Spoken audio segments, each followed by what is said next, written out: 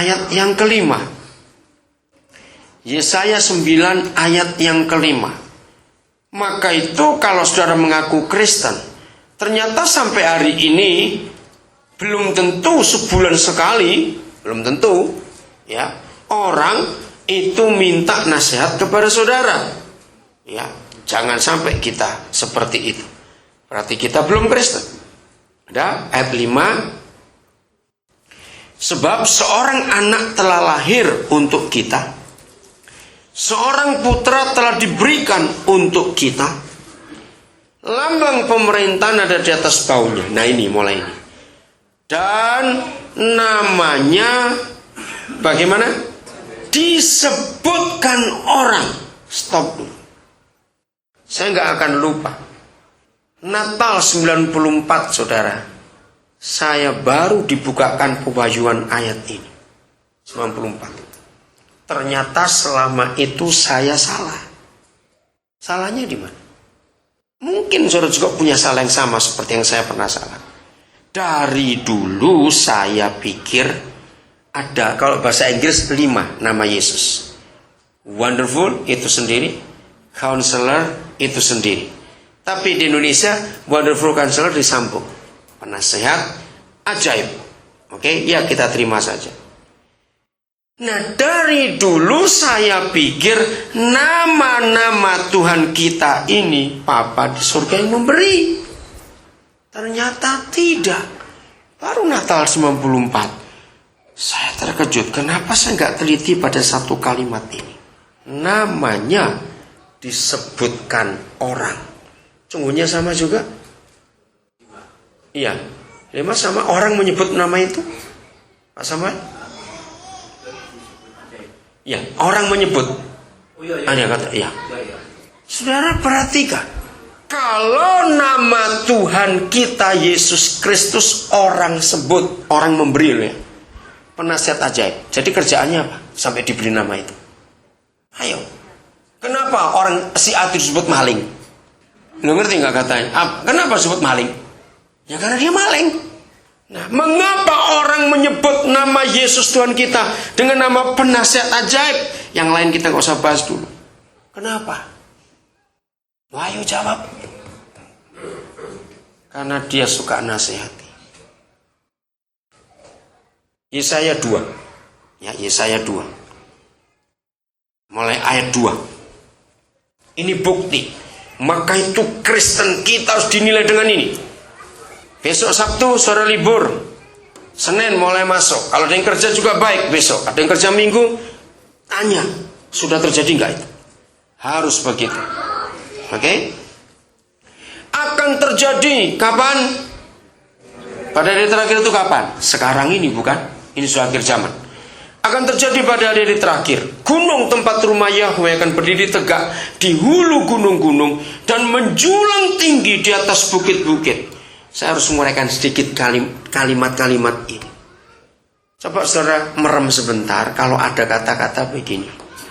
Gunung, tempat rumah papa kita, itu adanya di hulunya gunung-gunung. Itu artinya apa? Bukan puncak. Bukan cuma puncak. Hulunya gunung-gunung.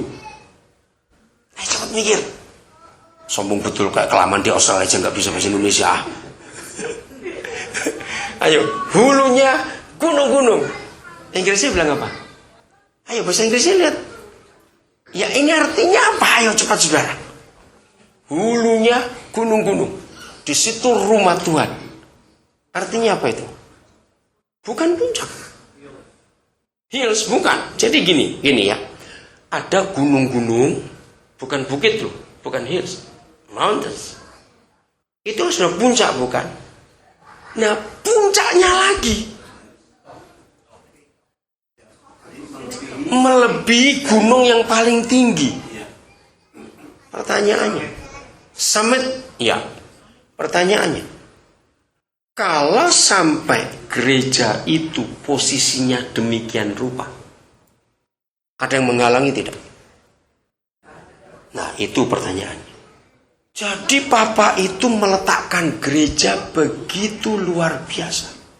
Tinggi, bukan cuma tinggi. yang tinggi di antara yang paling tinggi. Betul?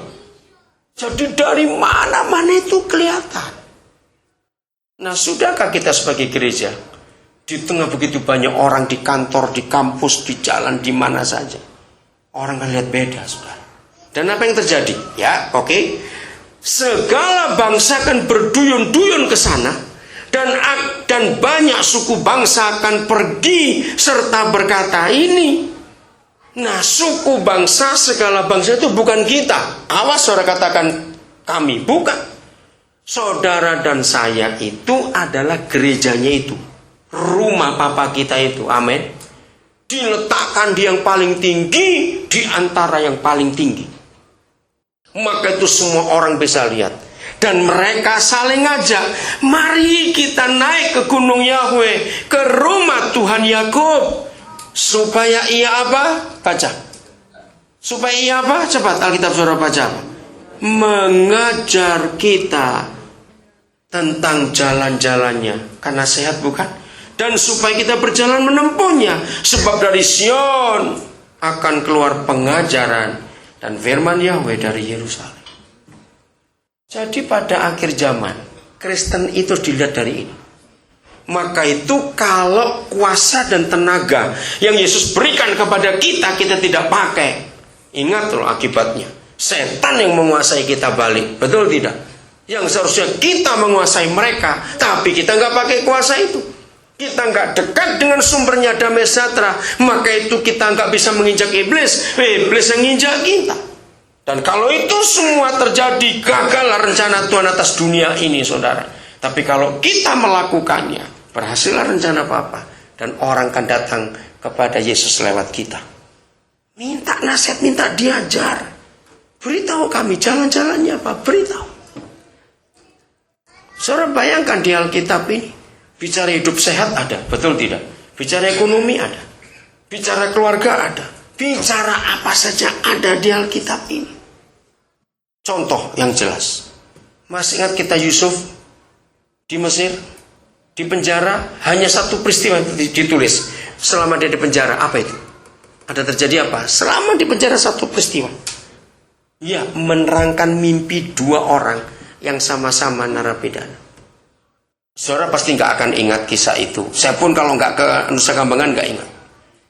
Di antara semua penghuni Nusa Kambangan ada yang paling tua. Namanya Pak Bahar. Dia itu Islam tadinya. Dia itu dihukum di Nusa Kambangan sejak tahun 62. Waktu umurnya 24 tahun.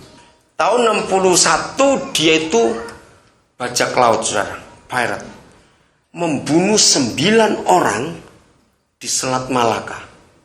Itu tahun 61. 62 dia divonis mati, saudara.